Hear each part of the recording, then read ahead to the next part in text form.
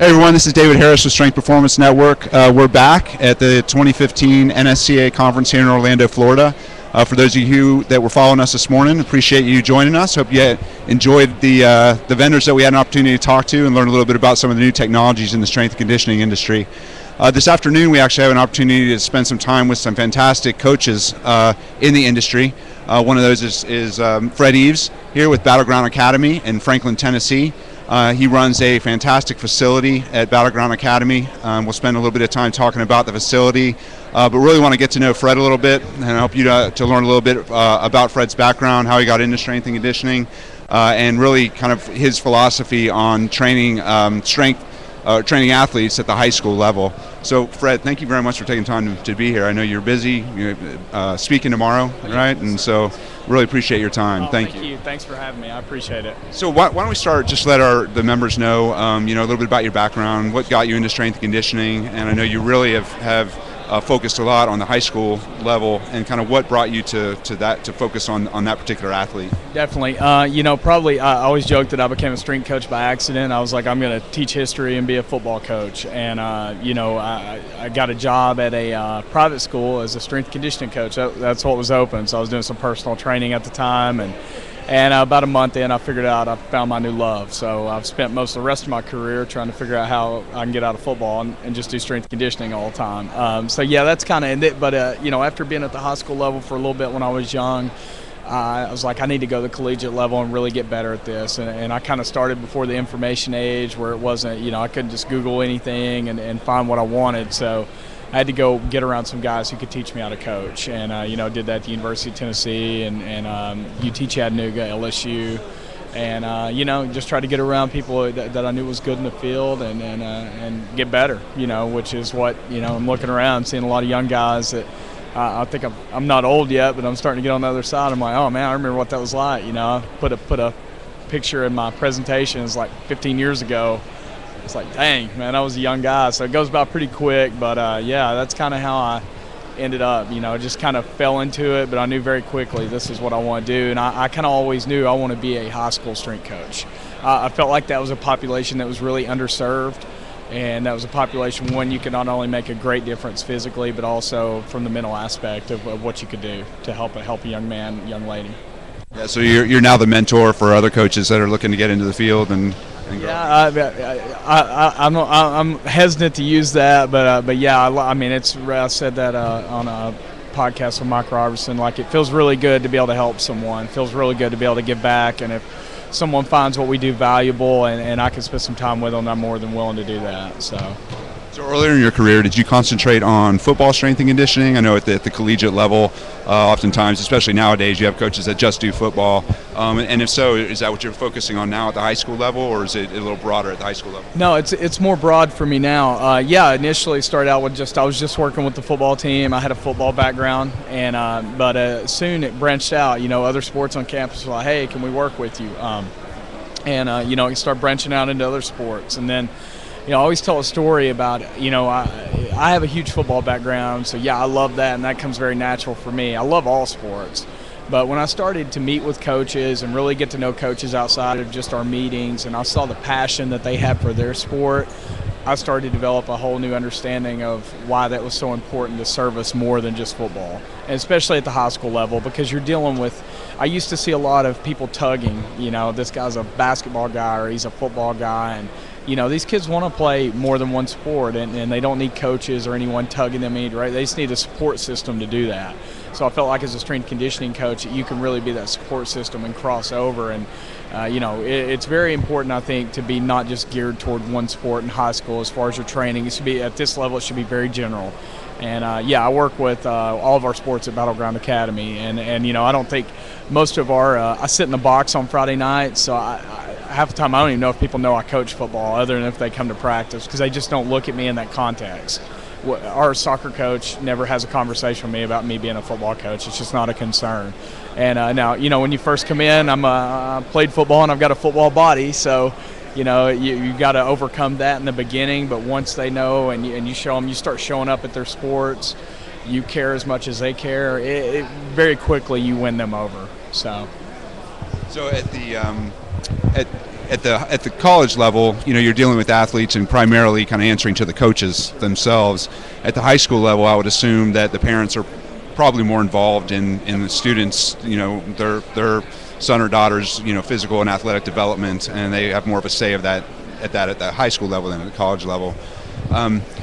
What's it like dealing with that kind of parental influence at the high school level, especially in a day where we had an opportunity to talk a little bit before we were on air here about the fact that typically folks think that more is better, right? And that specialization at an earlier age is something that kids should do if they want to really grow and get a college scholarship in a particular sport. Yeah. How do you deal with that at the high school level and convince them to think to change the way they're thinking and the mentality about how to train? Sure. I don't know that I've ever convinced anyone other than what they believe, but I present information.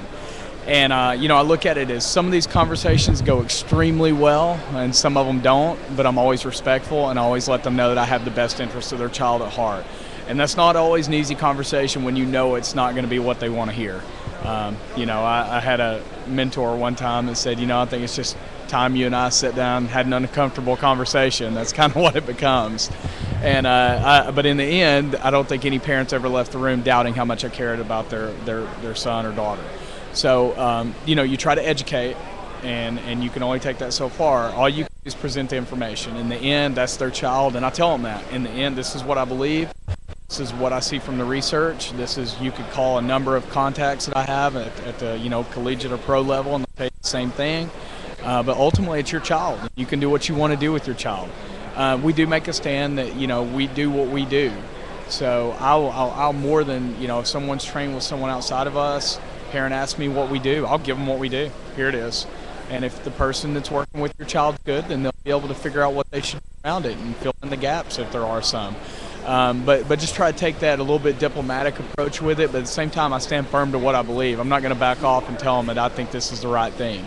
And it's kind of how we deal with that on that end. It can be tricky, but like I said, I think if you do it with the right attitude and you do it with your heart in the right place, they may leave the room and not be happy, but in the long run, they usually come back around and are like, hey, a lot of that stuff kind of fizzles out too. If you keep doing the right things, kids are smart and they kind of know if someone's going to train with the kid outside of me, they better know their stuff, because our kids will pick up on it really quick if they don't. If it was just something I heard about this guy word of mouth, he's a speed guru, I'm going to go to him. We've had that happen, and kids go to him for like 2 or 3 weeks, and then they're like, oh, okay, that was a mistake. We're going to do what we do here.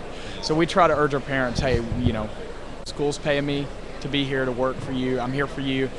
You're not my, even though you pay tuition, it's, you can't think of it in the sense of you're paying my salary, because whether your kid shows up or not, I get paid the same.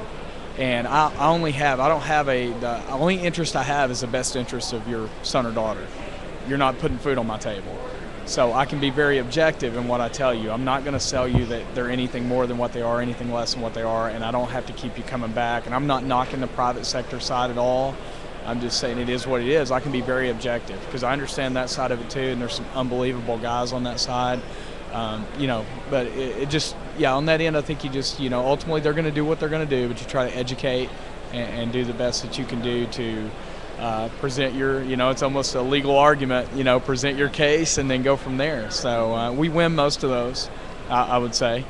So when you're trying to work with a parent to help them understand, we talked a little bit about data and insight. Are you able to bring any of that to the table? Sure. I'll give you a specific instance on data. We track a lot of things with our kids beyond just numbers, with sleep, hydration, things like that. But we had a kid who had lost 28 pounds from July until when we measured it in March, he had lost 28 pounds. There were some external influences on why he had lost that much weight. Dad was concerned about pitching velocity. So he was working with a private pitching coach who was blaming everything on the weight room. Of course, my first thing is, man, he lost 28 pounds. Yeah, I'm sure his velocity has gone down a little bit, probably 2 or 3 miles per hour. And I said, what's he usually throw? He said, more like 85. I said, what's he throwing? Baseball coach tells me about 82. Yeah, it's probably on par for how much weight he lost.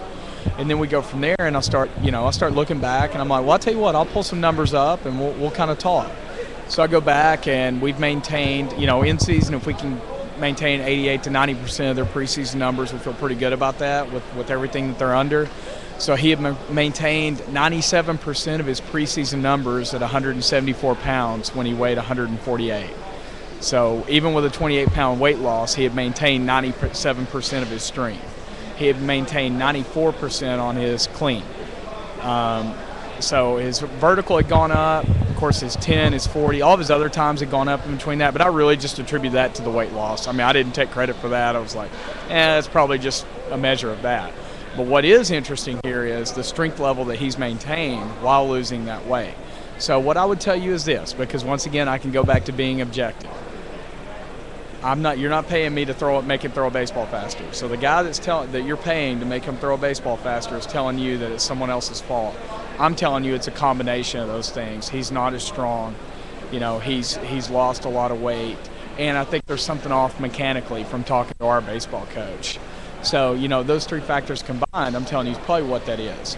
So we were able to look back into that data from over the course of the year and say, bam, it's hard to argue with that. And I've got the numbers right there. Now, the cool part about him is in May, we're having this conversation in late April, so we're hitting a time period where he got out of baseball in May, mid-May, and we hit his numbers, and he actually hits 3 reps at 20 pounds over his max on a squat. And he's gained about 8 pounds back throughout his baseball season. So throughout baseball season, he'd gotten stronger and he'd gotten bigger.